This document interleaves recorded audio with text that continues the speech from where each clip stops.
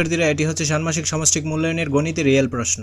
আমরা এখন এই রিয়েল প্রশ্নের অ্যান্সারটা দিব। তার জন্য অবশ্যই চ্যানেলটি সাবস্ক্রাইব করে বেল বাটনটি অন করে রাখতে হবে। ষান্মাসিক সমষ্টিক মূল্যায়ন 2024 বিষয় গণিত সপ্তম শ্রেণী শিক্ষার্থীদের জন্য নির্দেশনা।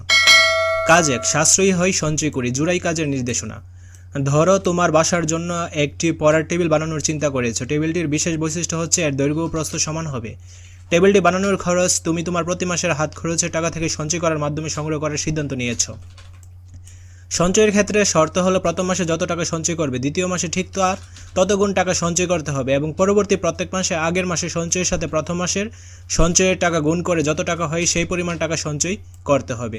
এক্ষেত্রে বিষয়টি এমন যে প্রতি মাসে যদি তুমি 3 টাকা সঞ্চয় করো তাহলে পরের মাসে তার 3 গুণ অর্থাৎ 3 গুণ 3 সমান 3 স্কোয়ার সমান 9 টাকা সঞ্চয় করতে হবে। তোমরা সহপাঠীদের সাথে আলোচনা করে তোমরা দুইজন প্রথম মাসে কত টাকা সঞ্চয় করবে তা ঠিক করে নাও। প্রথম মাসে একটি নির্দিষ্ট পরিমাণ টাকা সঞ্চয় করবে এবং ধারাবাহিকভাবে কয়েক মাস সঞ্চয়ের মাধ্যমে টাকা সংগ্রহ করে টেবিলটি তৈরি করবে। টেবিলের দৈর্ঘ্য কত ইঞ্চি হবে উক্ত টেবিলটি বানানোর সম্ভাব্য খরচ হিসাব করে প্রথম মাসে কত টাকা সঞ্চয় করবে এবং টানা কত মাস সঞ্চয় করবে তা জোড়ায় আলোচনার মাধ্যমে বিস্তারিত পরিকল্পনা করো। কীভাবে পরিকল্পনা করে কাজটি করবে তা উত্তরপত্রে ধাপে ধাপে বর্ণনা করো। এবার প্রত্যেকে নিজের খাতায় নিচের প্রশ্নের উত্তর লিখো। এখানে বলছে সঞ্চয়ের হিসাব ছক আকারে লিখো। আমরা এখন এই 1 নাম্বার অ্যান্সারটা দেখব। পরবর্তীর অ্যান্সারগুলো পাওয়ার জন্য অবশ্যই চ্যানেলটি সাবস্ক্রাইব করে অল নোটিফিকেশন অন করে রাখতে হবে যেন ভিডিও ছাড়া মাত্রই তোমাদের কাছে পৌঁছে যায়। চলো এখন আমরা এর অ্যান্সারটা দেখে নিই।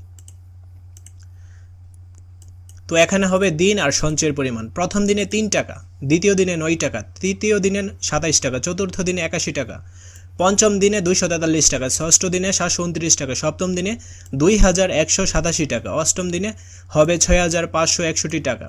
এইভাবে নবম দিনে হবে 19,683 টাকা, দশম দিনে 59,043 টাকা, 11তম দিনে হবে 1,77,147 টাকা, 12তম দিনে হবে 5,31,441 টাকা।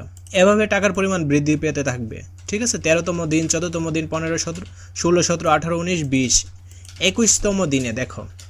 তো এইভাবে মূলত টাকাটা বৃদ্ধি পাবে। ঠিক আছে, 28তম দিন, 29তম দিন এবং 30তম দিনে কত টাকা বৃদ্ধি পেতে পারে। তো পরবর্তী ভিডিওটা পাওয়ার জন্য অবশ্যই চ্যানেলটি সাবস্ক্রাইব করে অল নোটিফিকেশন অন করে রাখতে হবে যেন ভিডিও ছাড়া মাত্রই তোমাদের কাছে পৌঁছে যায়। তাছাড়া তোমরা ইউটিউবের ভিডিও অপশনে ক্লিক করে ভিডিওগুলো সিরিয়ালে পেতে পারো অথবা প্লেলিস্ট থেকেও ভিডিওগুলো দেখে নিতে পারো। ধন্যবাদ সবাইকে।